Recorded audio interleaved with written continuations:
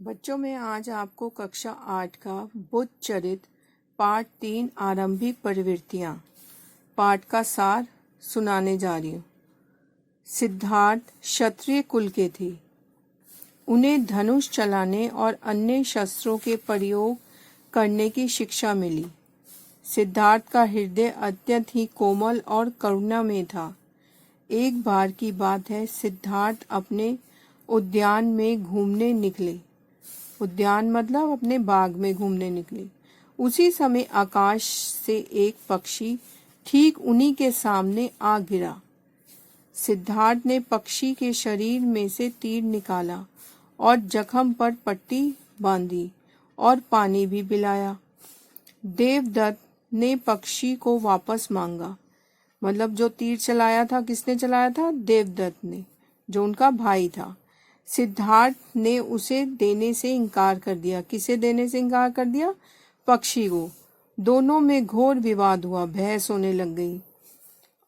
अपने पुत्र की करुणा और दया, क्षमा जैसे प्रवृत्तियों को देखकर महाराज शुद्धोधन को महिषी अस्ति द्वारा की गई भविष्यवाणी याद आ गई कि यह बालक बड़ा होकर मोक्ष प्राप्ति के लिए वन की ओर प्रस्थान कर सकता है। किसके बारे में बता रहे हैं? सिद्धार्थ के बारे में। इसीलिए राजा शुद्धोधन और रानी गौतमी ने सिद्धार्थ का विवाह कराने का निश्चय किया और कन्या की तलाश शुरू कर दी गई। उन्होंने यशोधरा नाम की एक सुंदर कन्या का चयन किया। सिद्धार्थ का विवाह किससे हो गया? यशोधरा से।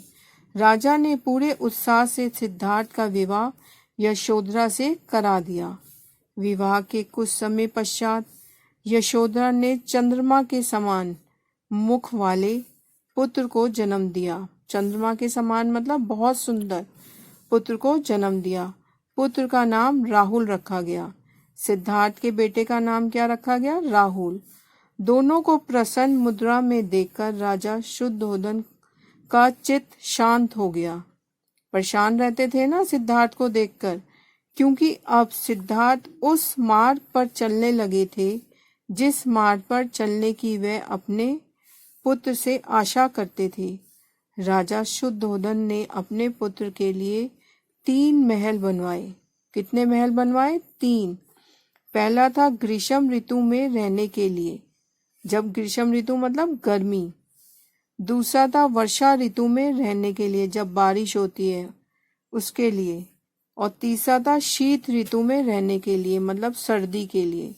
सिद्धार्थ ने सभी इंद्रियों को वश में कर लिया था। अब बच्चों इसके शब्दार्थ सुनो। चेष्टा का अर्थ है कोशिश।